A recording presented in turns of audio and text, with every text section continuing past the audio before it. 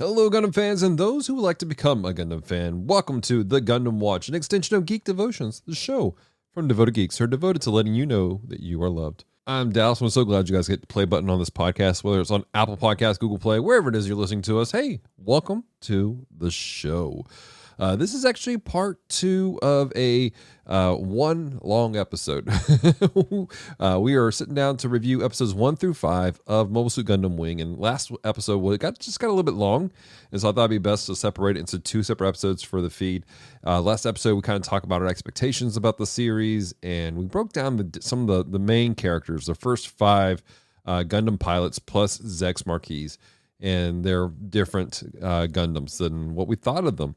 And it was a great conversation. It was a lot of fun. But again, it was just got a little bit long. And I wanted to break this up into 2 segments. What you're about to listen to here now is a conversation between myself, my sister Damara, John Haryu, and Branson Boykin as we kind of break down what happened these first 5 episodes, including our maintenance reports, which if you're new to the Gundam Watch, maintenance report is where we kind of dive in to what we just watched. And we try to find elements.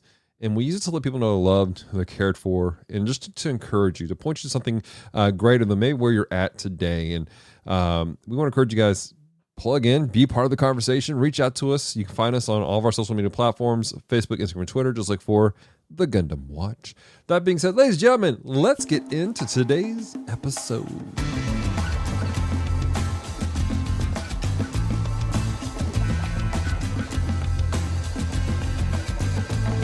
General Romeo coming in, begin transmission. Should you accept it now, here's your mission. Take your pilot seat and turn on your television. Logging into the Gundam Watch.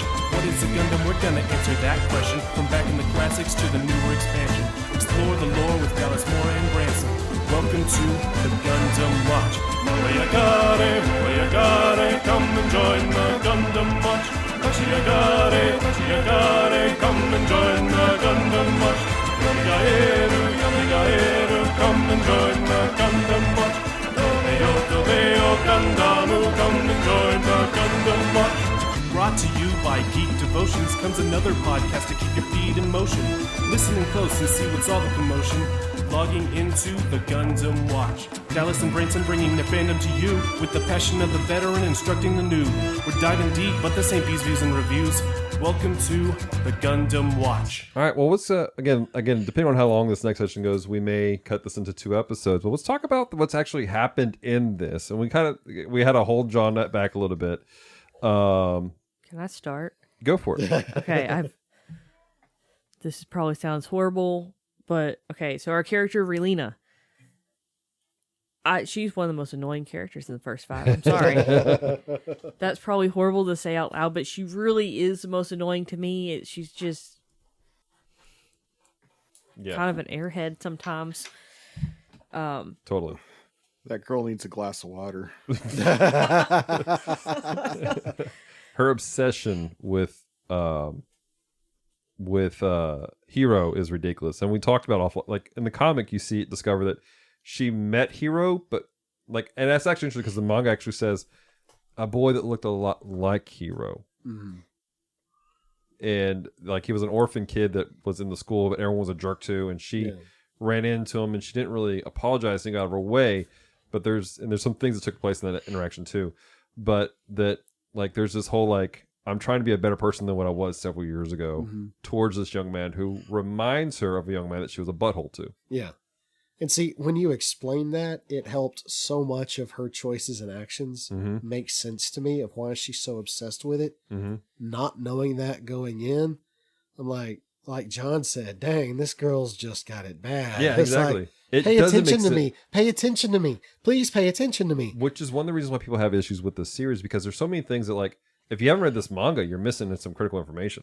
Mm-hmm. I do want to point out, I did know that information. She's still annoying in the first 5 episodes. Okay. Yeah, she is. I said, when we said earlier, she's an annoying character. Mm-hmm. She plays up this stereotypical rich girl.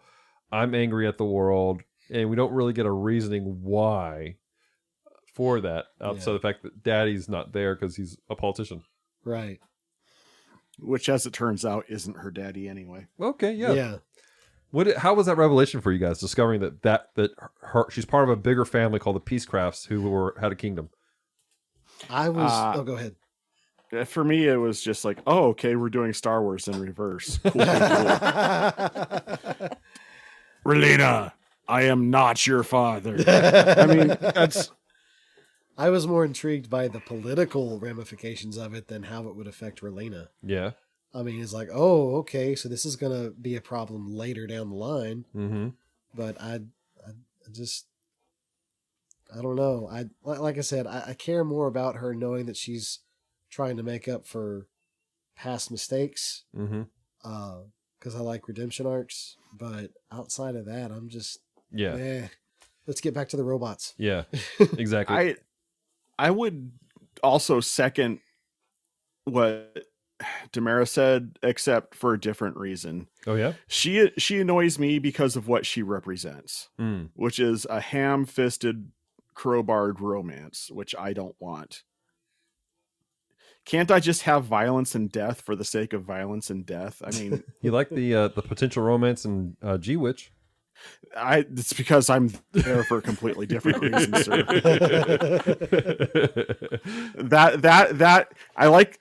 It's like energy versus potential energy. I want the potential energy. I don't want the energy itself. I gotcha. Tease me with the feels without giving them to me. I gotcha. There is a level of, I get that there is this weird like ham-fisting the relationship in there between her and Hero. And Hero's just like not having it. He's just like, no, I'm going. But you know, at some point in time that there's going to be like, she's going to save his life or he's going to save her life, and they're going to look longingly into each other's eyes, and he's going to be like, "It was you all along." And she'll be like, "I know, and I was there at the orphanage, and we need to kiss and make Gundam babies."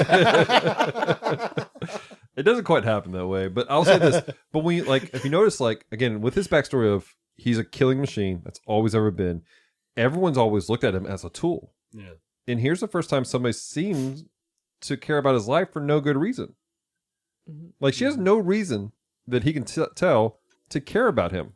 But now there's a person that does. And it's interesting. Again, we see I think it was the second episode when he's been captured and he's in that hospital, which, how crazy was that? Like, he wakes up, but he's not making it, like, he's keeping all of his stuff down so they can't tell that he's alive, basically. Right. But when he jumps out, he's ready to go. Like, he's fatalistic. He's ready to die. Mm-hmm. And she shouts out to him, and all of a sudden he's like all of a sudden there's purpose, and like he's like, it snaps him out of his like self-absorbedness, and he's like, oh, I got stuff to do. Yeah. Yeah. Well, see, I guess I took that as he was just unconscious, and her shrill voice just it was like, oh shoot, it was like an alarm clock. It was like, oh yeah, right, okay, let me put my pants on. Maybe that was the reason why he was ready to die. Just, this girl. I mean, the thing is, like, normally when I see characters like that, oh, poor thing, they're trying to be nice and that person's being mean, and I'm like, get a hint, girl, he's not interested, move on. Right. So, oh my gosh. Now, I will say, if we're talking about Hero waking up and realizing there's a bit more humanity in him, I think Duo did a great job of kind of forcing him to go, what is wrong with you? Yeah. This piece is missing. And I think that spurs on more on that side of dealing with Relena, that he's now going, okay, this guy keeps telling me I'm crazy. Maybe I probably shouldn't be as much of a jerk. Right. yeah. To Relena. Exactly. So I do think Duo played a huge part in that. And I think Duo is an excellent character to use as like that best friend that's going to sit there and go, you are an idiot, sir. Yeah. Wake up. People are human beings. They are not machines to kill. Yeah. Yeah. So what do you guys think of so we have the basically three factions. You have the Alliance, you have Oz, and then you have the Rebellion that's taking place. And there are three very different sections that are taking place. What are your guys' thoughts about this political story? I haven't gotten deep enough into it yet to get all of the particulars about it. Mm-hmm. It's definitely different from the movies, the first movies. Yeah. So I'm still getting used to the idea. Now, is Oz like a subset within the Alliance, or is it its own completely different thing? imagine that. It's just outside of Kansas. Thank you, John. Just imagine that the Marine Corps is privatized. Okay. That's what Oz is. Okay. It is a that's the specials, and it is a organization that's ran by a group of elites, and they have their own private military that are working in cooperation with the Alliance. Okay. But this is where it gets interesting with them, is because they seem to have their own agenda. Right. They're not necessarily full on with the Alliance. They're definitely on their own. They're not the ones who necessarily were behind. They did not have the same goals for the assassination of Hiro Yui as the Alliance did. The Alliance simply wanted to start a war to take control over because like Dr. J said, when Hiro Yui died, all the colonies began to start communicating with each other. Hiro Yui was trying to unite all of them, basically make a United Nations of the colonies. Yeah. When that splinter happened, the Alliance is taking the power grab, going, no, you're all going to belong to us now. I see. Yeah. United, and so that's what happened there.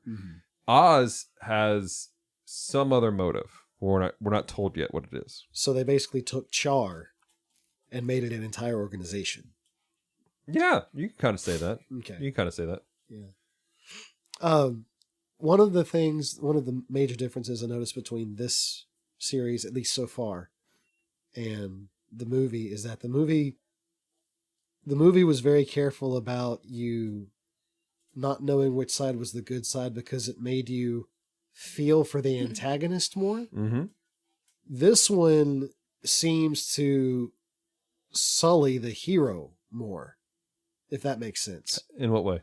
The protagonists are more bloodthirsty. Oh, okay. You see what I mean? So I'm in the same position with this series as I was with the movies, but for different reasons. In the movies, I didn't know which side to root for because both sides had honorable men that I really liked. Like we talked about Raul and how much I enjoyed Raul, and I hated that he was with Zeon because I didn't want to root for Zeon, but I really liked that guy. Right. With Gundam Wing, both sides have kind of got their hands dirty. Both sides are kind of doing bloody things, and so there's not really a standard of, hey, this is the ideal we hold to. Everyone's just kind of out for themselves a little bit. Or if they're teaming up, it's because we have mutual goals, not necessarily because we're buddies. Right. I would venture to guess that what you're experiencing there, Branson, is the 90s. The 90s. Well, no, and I say that in that one of the key ideas of the 90s that I don't think a lot of people remember very well is the idea of idealism was being kicked out a bit. I mean, early in the 90s, they killed Superman because Superman was a hard character to get behind because he's so idealistic. That's true. Yeah. And that was the rise of grunge, which was, not happy and intentionally so. Not happy. And that's when they broke Batman's back and let John Paul Valley be Batman for a while. Yeah. Right. Who had zero qualms about killing people. Right. Everything was darky McDark. And so this was the days of Alan Moore's Batman.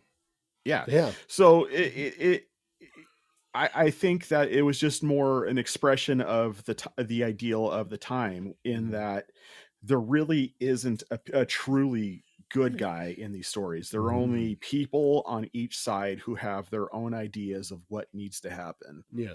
And it's less of a, this is the right side, this is the wrong side, and more of a, these are people who have these ideas. Both ideas have a certain amount of merit to it, but both sides also have people who are willing to go too far to achieve that for their own ends. Yeah. So you find yourself rooting for people more than you are rooting for specific sides. I get that. Right. Yeah.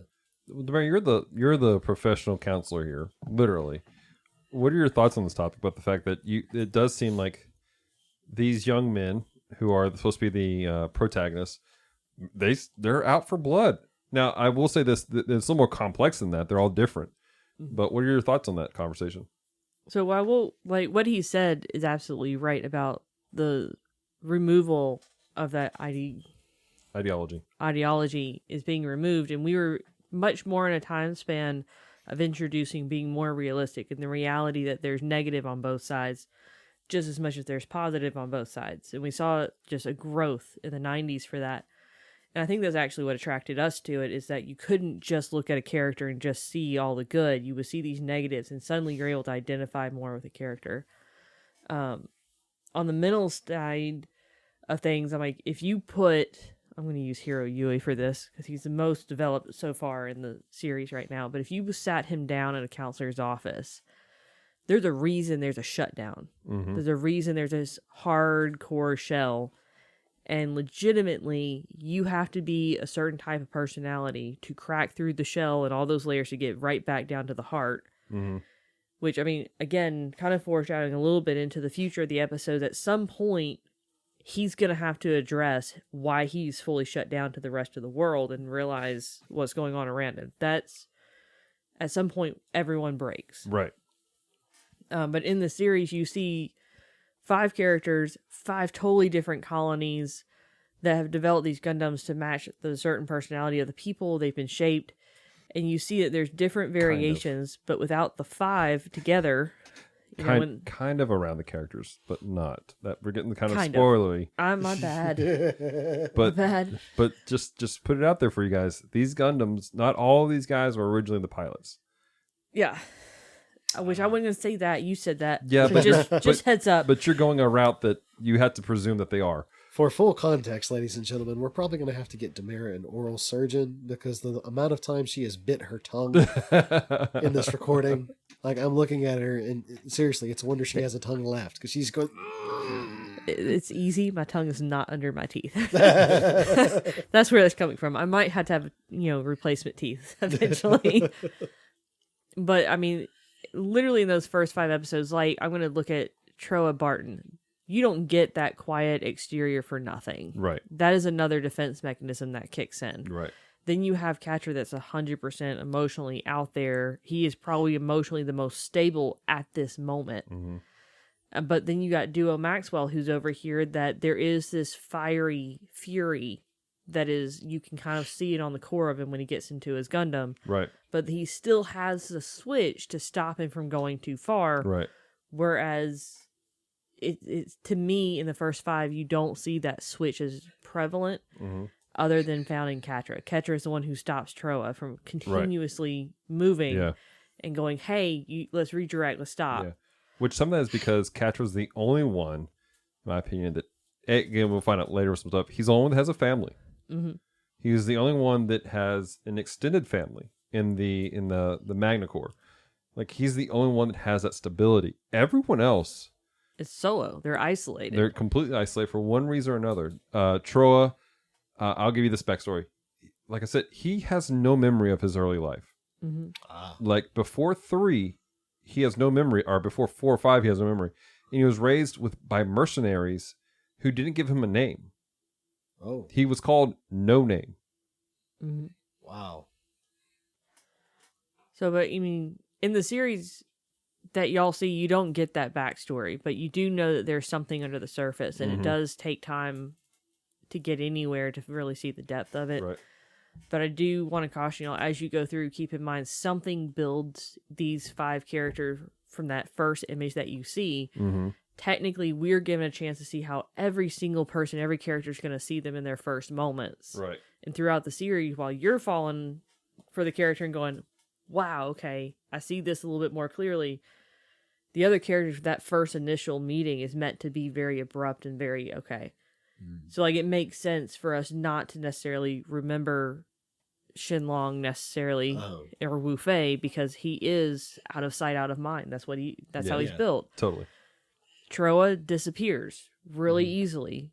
Heavy arms, not so much. Some of their Gundams are just out there. They only call them by Gundam, but we always notice that they know who 01 is. because 01 makes the biggest impact. Right. Now, granted, we see him repeatedly, but for everyone else, that's the first Gundam they really see being televised is 01. That's the other one they saw not as a shooting star, but like as an actual invading. Yeah. Yeah. While the others are kind of able to disappear in the background still, Yeah. but keep in mind, he was meant to be able to disappear too. Uh-huh. So you got a different aspect. That's to have a character that really prefers not to go noticed. He is front and center and unwillingly Yeah, so. totally. Right. So, kind of going back to the first episode, since you brought up the 01 then conflict, I want to point out this. I loved the first conflict between Zex and 01, Hiro Yui, in the first episode, because it is a callback to the original Gundam series. And you'll remember this when White Base is trying to land on Earth. Uh-huh. And what happens? You have Gundam outside, and there's Yeah. an air battle between Gundam and Char Aznavour. Right. That's basically what they did. Yeah, it was just that scene again. Yeah, exactly. And Yeah. but it was played out slightly different, obviously. I appreciated that aspect of it Yeah. as a whole, because it establishes that connection for OG fans Uh-huh. and people who are newer. Like, and this is our first time. Like, so when I first watched that scene with you, that you and I talked about in the last bit. For me, it was a great callback to Gundam Wing. Uh-huh. Yeah. The Mary It's and I like, grew up oh, on. yeah. So Yeah. I thought that was pretty cool.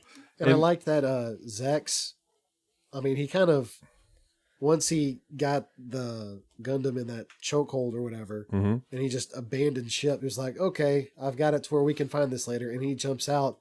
That kind of is a throwback to Char, because dude had a new Gundam every episode practically. It's like, oh, blew that one up. Let's Yep. get another one. You Yep. know? True story. Any other thoughts on this? On like what happened in this first 5 episodes, guys? I mean, there's a lot that took place, and I know it's getting a little bit late for all of us. I will say, kind of back to their different mentalities. Hiro Yui is the only character willing to immediately self-destruct his Gundam, even when it's not really time. He's willing to jump the gun to light that thing Yeah. up. Oh, he will. Whereas the others, they have a pause moment. There's an attachment to the Gundam itself, which is kind of a testament that they haven't lost or have not been isolated as much as Hiro Yui seems to have been. Especially just with that attachment. I don't feel like Troa with heavy arms may be a little bit different. But all of them seem to have an emotional attachment to that. Yeah, definitely. John, how about you, man? What are your thoughts on the first 5 episodes? I think I've kind of said it as we go on. Yeah. Relina's thirsty McThurston. What's her face? Who really is that? There's that other lady that I don't remember her name. All of a sudden, Annoying. yeah, annoying. She's super thirsty for Zex. It's they're I don't know. It's just they seem to really want to force this idea of relationships in this show, and it annoys me. I'm super interested in the initial conflict, but I don't know enough about it yet to really feel the hook set. But there's enough there that I'm coming back for it, where it's like, all right, you know, I can feel that there's going to be something going forward that's going to hook me in the same way that the Witch from Mercury has. It's not going to be the same thing, because that ship done sailed, and I think we all can agree that what's got me on the Witch from Mercury is something that's very irregular for me to be interested in. It is very irregular. I am curious about the rebellion, because they just started to tap on it by the end of episode 5 when they pulled the reverse Star Wars. Right. So I'm curious to see how that's going to play out. But as far as solid thoughts, I feel like I came in in the middle of a season instead of at the beginning of one. It's really what it feels like, and I'm trying to use context clues to figure out what's going on. I will say that's a great way of describing what is happening. The narrators used a lot, because there is a lot of like, here's a story, here's background, here's tech contextualization of what's happening here. Like, I think it was episode 2 where you get like sudden like info dump about who the specials were, and Trey's Kushranada and all these things even. This will happen several times, especially in these first few episodes, where they're just, here's the stuff you need to know to get this party started here. And I think that some of it is because they're like, we have to throw a lot of action into this to hook you, because we understand if we were to play this out naturally, we had to like have a really slow conversation about 5 Gundam pilots plus 3 different worldview factions that are taking place. And that, I think that they're doing it this way because they figure this is the best way to keep people involved. Yeah. Well, I mean, I'll readily admit this one hooked me immediately. Yeah. Because it was so action packed. Because I mean, within 10 minutes of the first episode, Gundam's already out. We're already fighting. Right. You know, so, and I think I've said before, I mean, I get why this series is what started the craze in America, because, I mean, this was cool. Yeah. You know, I am eager to keep going because, as John said, I feel like we're in the middle of stuff, and I know that in future episodes they will explain more. So I'm like, you know, I feel like Sheldon Cooper after he's had coffee. I don't need sleep. I need answers. Yeah, you know? definitely. So I'm just excited to keep going. I'm eager. Yeah. All right. Cool beans. Well, I think we've given all we can for right now. Again, this has been a longer episode, and in future episodes where we're breaking down this one, it won't be as long because we're not breaking down 5 characters and the Gundam stuff like that. So real quick, just around the table, do we like it? Do we not like it? Would we recommend this based on these first 5 episodes? Demara, you're the newbie to the show. Do you don't like it, do you? I'm sorry for wasting your time, Demara. I'm sorry. She's like, why am I even here? This is a ridiculous show. I know it's just a cartoon. I apologize for wasting your very busy time. No, what's your thoughts, Demara? You want my true thoughts? Yeah, your true thoughts. Okay, well, I love it just as much now as I did when we were kids. Okay. Like, it did not lose its fire for me. Mm-hmm. Which I guess for some shows I've gone back and looked and I've had that issue where I'm like, why did I enjoy this so much? Yeah. This is not one of those. Yeah. I mean, I think this is one of those that manages to stand the test of time. Mm-hmm. And it kind of made me want to go back and watch Escaflowne again. Oh yeah, that's a great one. That was a little bit older. That was about the same time frame. Yeah. Well, I mean, for you, it was a little bit later. it was old. We watched Escaflowne before, though. No, we did not watch Escaflowne. We saw it on TV. Oh, that's right, because they played it on Fox. It got played on back Fox. in Missouri. We saw that Yeah. before we saw Gundam Wing. So It's coming back to me, children. we've been diminished to children. But no, it didn't lose its fire for me. So, I mean, watching it again, without getting in trouble, I will say that I am not on episode 5. All right, Branson? I mean, I loved it. Yeah. Like I said, I thoroughly enjoyed it. I think I'm enjoying it more than the movies even. Mm-hmm. Part of that is probably because it's episodic, so I'm able to consume the information at a more reasonable rate Right. than the info dump that the movies were. Right. I love that there are more Gundams than just the one. Yeah. So I get to see more action. As far as recommending it, so long as you have a probably like a teenager that can handle foul language in wartime situations, Mm-hmm. I would absolutely recommend it. Probably wouldn't. My oldest, I'd probably let him sit down and watch it if we had a conversation about language and things like that. Definitely not for my youngest. Right. But That's fair. Yeah, but I mean, for anyone who enjoys anime, enjoys Gundam, I think it would be a great jumping on point. Oh yeah. I mean, I'm definitely. thoroughly enjoying it. I'll say this: when this aired in the States originally, it came out 2 different times.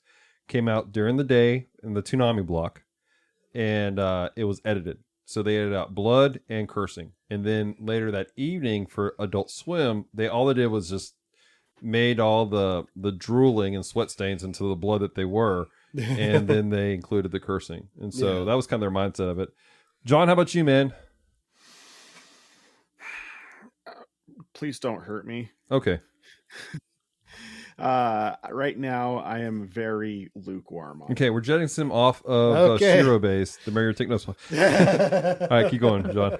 That's fair. I am very lukewarm on it. I'm not the type of person who gets excited about action and explosions and whatnot. I like nuance. I like plot hooks and twists, and I can tell that the series is going to have a lot of them, which is what's keeping me on board. Yeah. We haven't got there yet, I got you. and that's okay.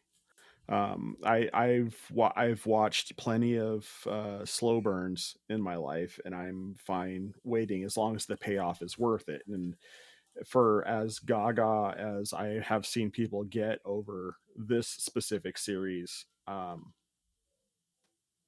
I think that the payoff probably will be worth the wait. So I'm ready for it. I'm here for it. So and that's just me being honest. I'm very lukewarm on it at the moment, but Yeah. I anticipate heating up on it as we go. I got you. As far as recommendations, I would make the recommendation to people who are interested in the Gundam TV, the Gundam property. I'll put Okay. it like that. Franchise. I would say, hey, if you're into something that has a certain amount of political intrigue to it, if you're super into action for action's sake, then this is definitely something for you. If you're into something that's going to have a dense plot to it, probably something for you. Where I'm at, I haven't seen it, but it's like when you're walking in a store that has its own bakery first thing in the morning. You don't necessarily see the bakery, but it's there. Right. You can smell it, and that's kind of where I am with the plot on it at this point. I gotcha. I dig it. I'm having a lot of nostalgia feelings for it.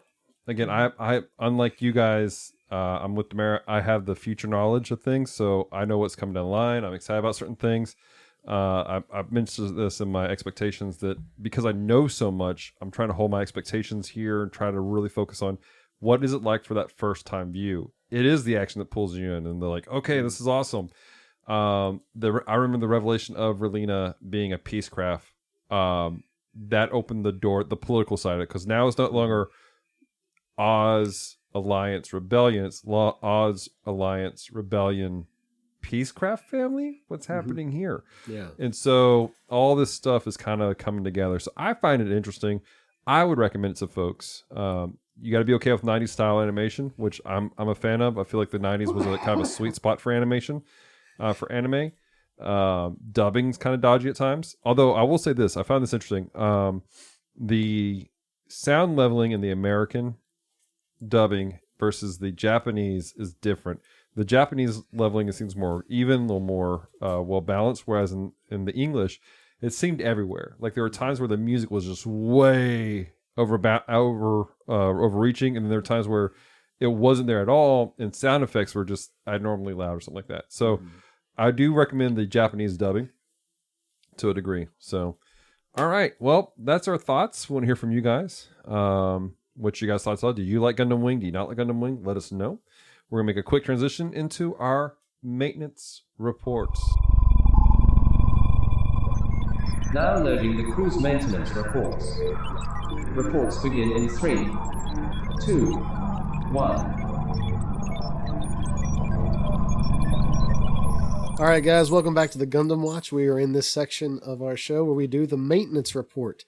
That is where we take elements and aspects of the Gundam show that we've just watched and we bring spiritual application and spiritual truth to it. So does anyone have a maintenance report for us based on the first 5 episodes of Gundam Wing? I do.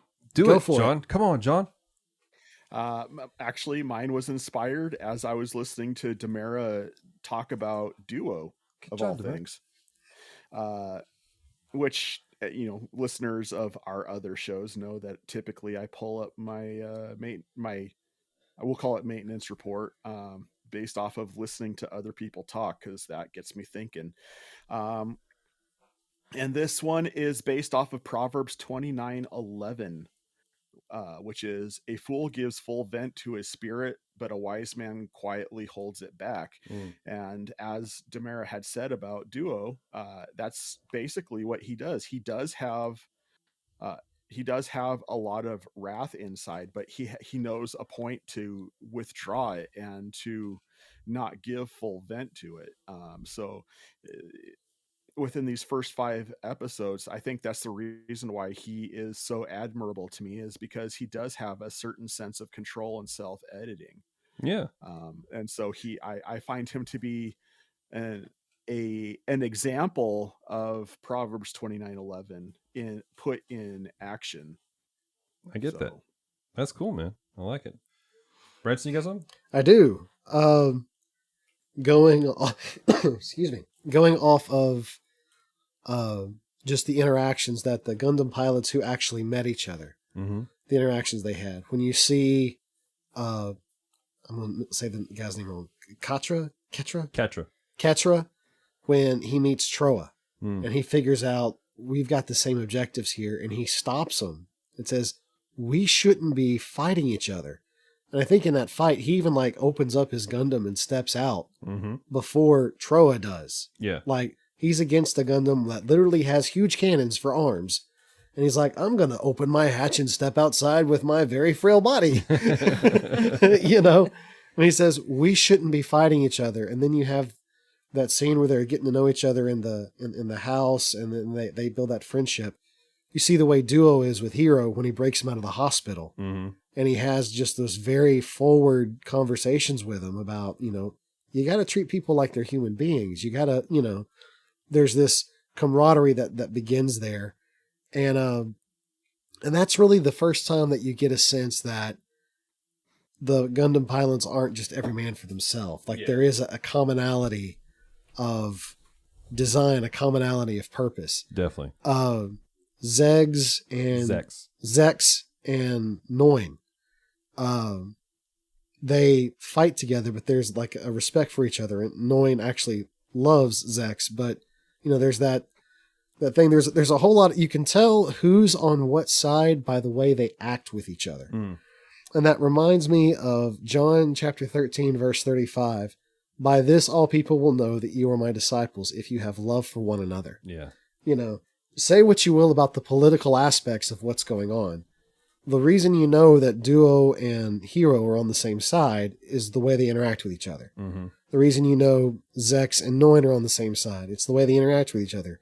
Zex and the leader of Oz, what's his name?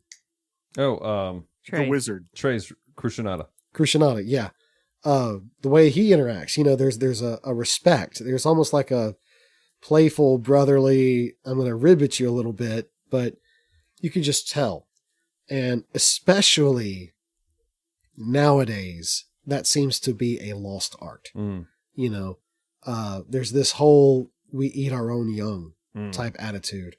I think about the way certain Christian properties are attacked because either it's popular, so people hate it because it's popular, or it's not popular enough, so people hate it because it's not popular enough.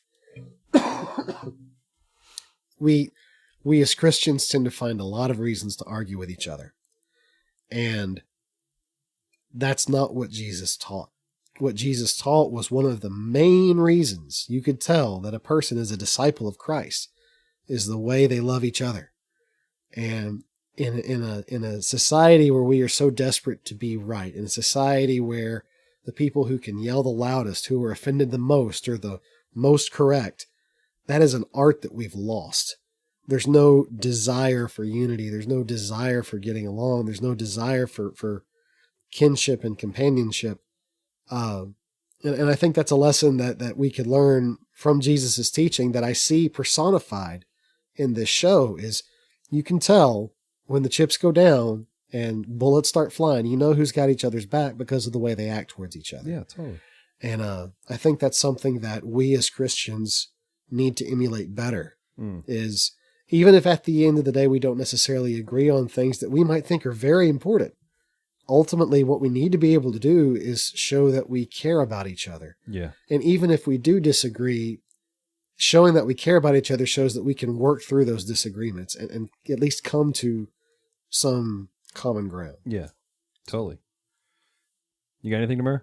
I do. Okay. I'm not pulling out a bunch of Bible verses because I feel like that'd be a lot more defined. But one of the things I wanted to point out was, when we go through and we're reading the Gospels, when we start reading about Jesus bringing in these different disciples over time, none of the disciples were perfect. Right. None of them came out as the idealistic view that people have.